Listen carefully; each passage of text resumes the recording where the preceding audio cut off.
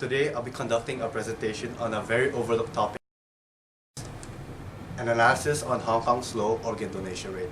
This topic mainly focuses on the current situation of organ donation, causes behind the shortage of organ supply, impacts caused by the low rate, and methods of improving the patient to donation ratio. As you can see on the chart on the right, you can see that the ratio is very imbalanced. These are my focus questions, and I picked the forefront, which is the opt-out system the most effective in solving Hong Kong's poor organ donation rate? These are my chosen collection methods for my IES, and I've picked the second-hand online research as it can have a very wide variety, accurate, easy to access information. And through this, I stumbled across the very credible piece of data, which is the research brief, issue number 5, by the Legislative Council Secretariat. Note, all the data and charts I have shown will be from this source. This relates to my topic because it can give us a comparison between methods of other than the opt-out system, possible measures to increase the organ donation rate, and examples of countries and their respective chosen methods. These are some of the data that I've extracted. Firstly, it tells us that the opt-out system is mostly common in European countries. Secondly, it states that some European countries, like Spain for example, uses a soft opt-out system instead. And on the other side of the globe, Australia established the Organ and Tissue Authority. Thus, they launched the national campaign called Donate Life Community Awareness and Education Program. Moving on to the data analysis, this is the 4 chosen methods that I'll be comparing. Firstly, some of you may be wondering, what's the difference between hard opt-out system and the soft opt-out system?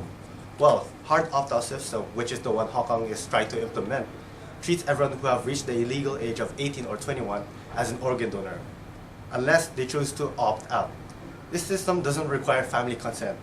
Soft opt-out system is mostly the same, except family consent is still required. The other 2 methods are pretty self-explanatory. Please raise questions if you have any questions on them. Moving on. A benefit of this system is that consent isn't required, meaning the middleman of the organ donation is severed, allowing for a faster process of donation. However, according to the source, no conclusive evidence is shown to increase the rate, and that countries that do use it have a very disparity of organ donation rate. Furthermore, the system has a questionable morality behind it. Is it really moral to take the organs from a dead person? This chart exemplifies my point of European countries having a varied organ donation rate.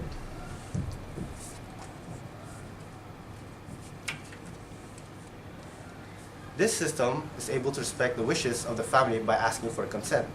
It is also ethical in regards to the donor, as it shows love and care to the individual. However, since consent is still required, most Hong Kong people may opt out due to religious beliefs or traditional Chinese beliefs. Thirdly, this method is able to assist medical professionals in all aspects of organ donation process, such as by giving organ transplant courses or training. It is also able to smoothly allocate budget to cater organ donors by hiring more surgeons or by buying more intensive care beds. However, a lot of time and manpower is required for establishing this kind of authority. Lastly, the benefit of this method is that it is cheap, effective alongside a dedicated authority, easily disseminates organ donation information, and raises the public's awareness of the problem. However, it is hard to change the people's mindset on organ donation due to conservatism, traditional Chinese beliefs, superstition, etc. To conclude, according to the source, hard opt-out system is not the most effective in solving Hong Kong's poor organ donation rate, as data shows that there is no conclusive evidence showing an increase in donation rate, and that countries that do use it have a wide variety of organ donation rates.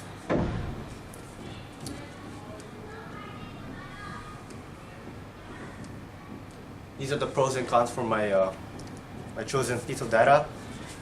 However, despite its comprehensiveness, it is too narrow-minded to come to a conclusion, so more sources is required. This is my future schedule. As you can see, I'll be planning on finalizing my survey. And that is all for my presentation. Thank you.